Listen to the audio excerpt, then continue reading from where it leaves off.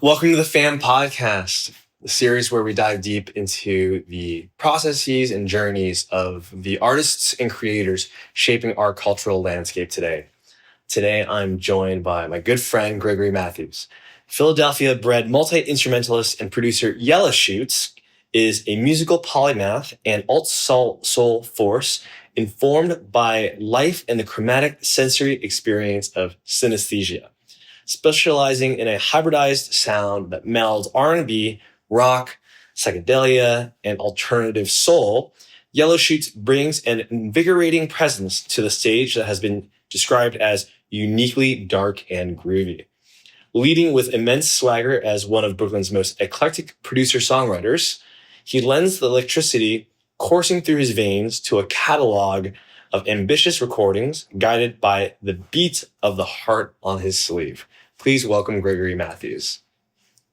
Yay! Hey, what's up? How you doing, buddy? Good to see you. Good to have you here. Thanks for having me. First of all, it was so great to have you perform at one of our fans. To see you in this setting in which it was almost like deconstructed. So for the context of the listener, you typically play in a big live band, but for our last fan event, we had you solo in a vocal booth, and we had your band in a live recording room so that we could just record the audio. And what was really cool was being able to experience your music both as a band, but also on some level with you as a solo performer. Yeah. Now, Yela Shoots, even though on the record is a band, it's really just your project as a solo artist and producer and multi-instrumentalist. Yeah.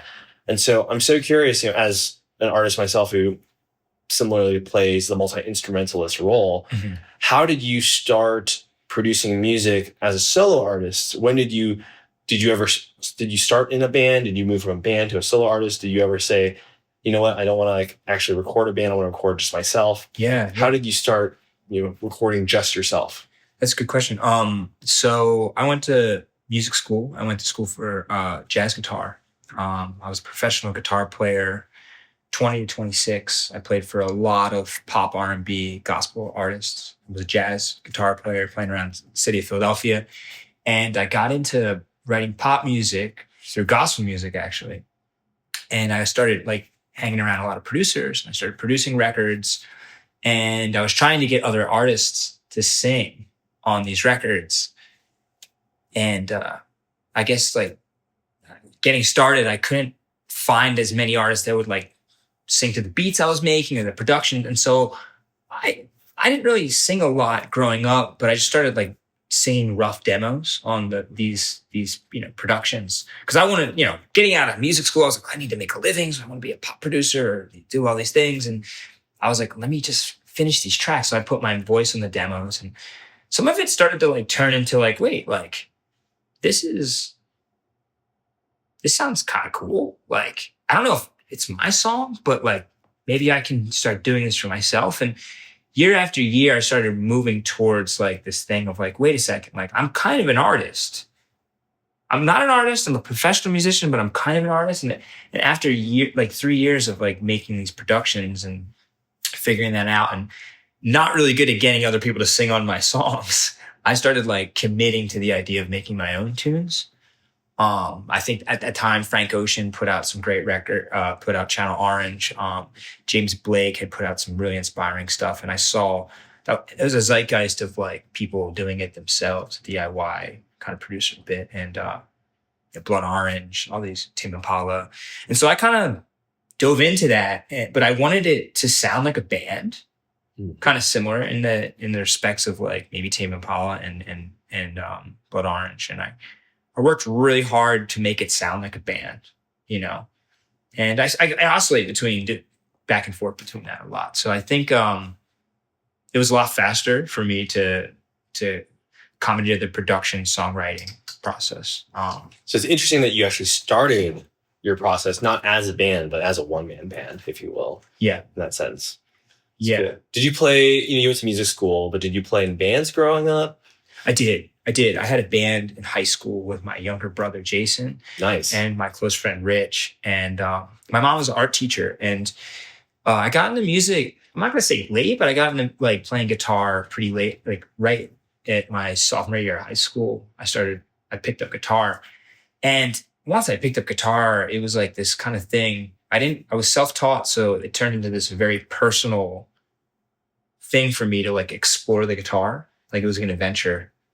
And I was making these songs, and I didn't know what I was doing, but I liked how it sounded. And it was like addicting. So it kind of messed up my academics and a lot of different things because I just kept playing guitar. But I think, that personal journey with music, I think it's really important, as an artist to go through. And I've always got lucky to have that passion. I think that always drove me through the songwriting process, like with or without a band, Yeah. So it's always kind of fun to have that adventure with music. That's cool. You said you played in this band with your younger brother and your mom was also an art teacher. Yeah. Sounds like you had a really creative family growing up. How did that influence the art you're making today, growing up in this creative environment with other family members who are also creatives? Yeah, that's a great question. I think that's the older I get, the more I see how impactful that's been on my life. In what ways has that been impactful? My mom had a space. She had an art studio space. She was an art school teacher, K through 12. So she, like a lot of art school teachers, had to store like, crayons and pencils and all kinds of stuff so that she can actually bring that stuff to school and have her students like have projects. Because sometimes the schools didn't have enough money to purchase those art supplies. So my mom was really cool about buying all that stuff. But like when we started picking up music, my mom was like, oh, take this like area that I dedicate to teaching kids to, and why don't you guys use it to make things? It's like a maker space in a lot of ways. That's cool. And the space, I think about this a lot. Space is really important, for people to have a space to feel comfortable. And that was our safe space for my brother and I. Like we got a drum kit. Richie would come over after school every day and we'd practice every day. And we were going for blood. We had a whiteboard of like song sections. We used to make prog rock. So we had like 24 section songs. That's amazing. And we were going at it. Like we were really like the group was really, we're pushing each other to get better every day. And that's so cool. I couldn't even stand and play guitar. I only could sit down. And then like a month later, I was like, I'm going to stand next time we have practice, I promise. Yeah. So that was like the more I think about it, the more impactful it's been, That's beautiful. It's so fascinating how so much of creativity is a function of the space in which the artist lives, right? We think about the artist, but we rarely think about the artist and their studio. And that symbiotic relationship between the artist and their studio is so important to the creation. I know you have a studio as well. Tell us about your studio and your artistic space that you have today. Yeah. Studio is kind of like a little laboratory for me. I'm glad you bring up the space because I think the space in the studio is important to get into the mindset and the headspace of like, okay, I'm going to be creative here. It's cool to have distractions too, but it's also cool to like kind of get your paint set out or get your tools and explore a depth to them so that like you can use them in a unique way. And having a space dedicated to that is awesome, that you can just like plug in and do that. So I'm grateful for that. I've also gone through periods of time where I didn't have a studio and I made that work. And that has an interesting output as well, which is very fun.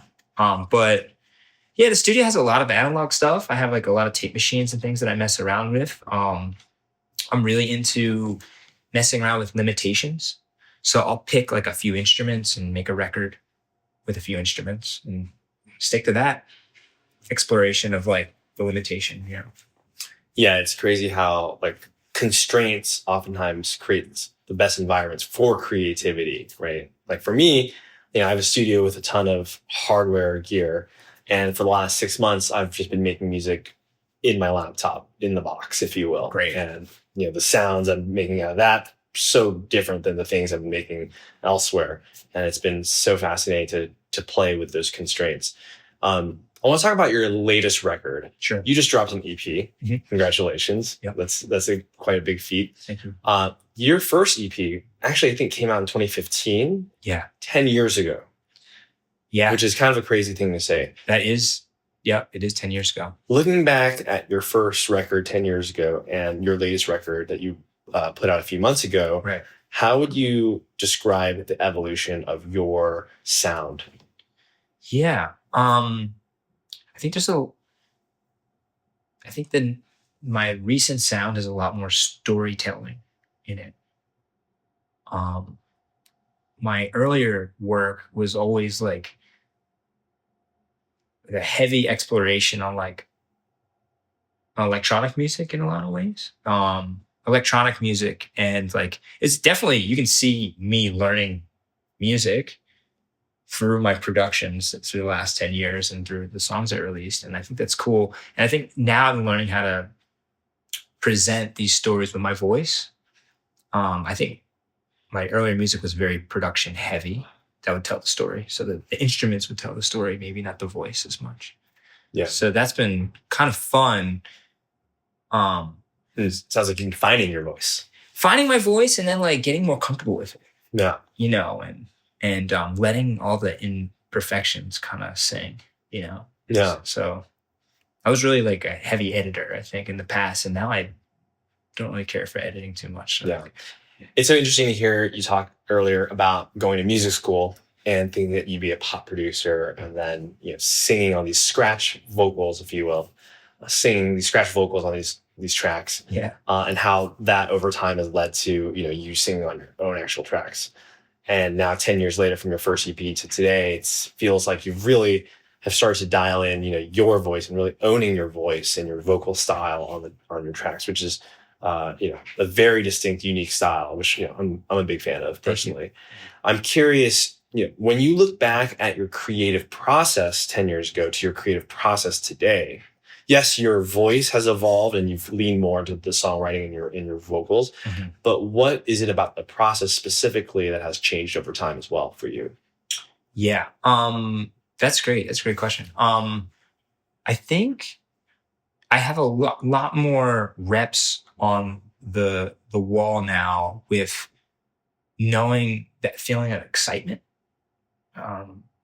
like getting excited about what I'm about to do.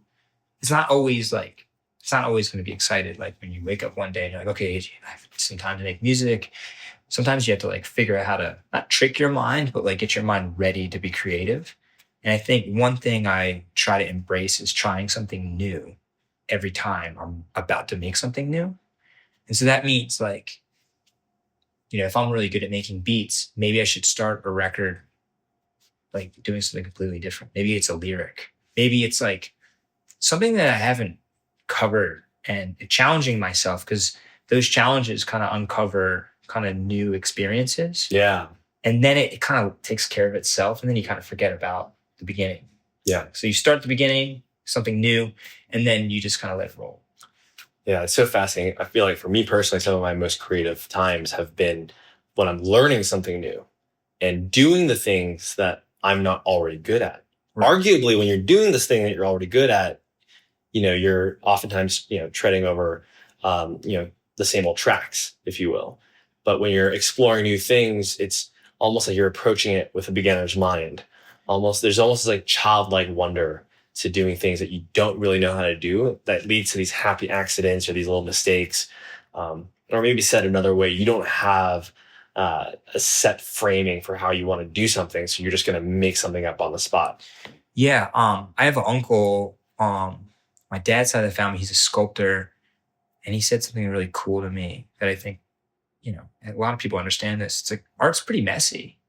Making art should be messy.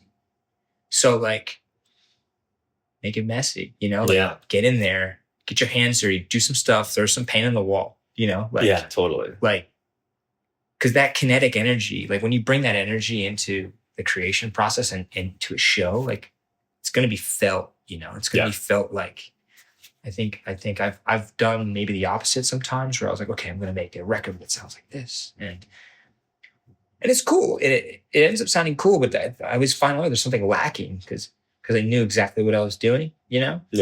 Every moment, I wanted to make this thing exactly. And it's like when I didn't know what I was doing, it turned out to be kind of wild and fun. And maybe I'm disappointed I didn't get to the thing I originally thought I was going to get to, but I am happy that I got there. Yeah. You know what I'm saying? Yeah, it's funny how you can be totally circuitous to get to the end result. Yeah.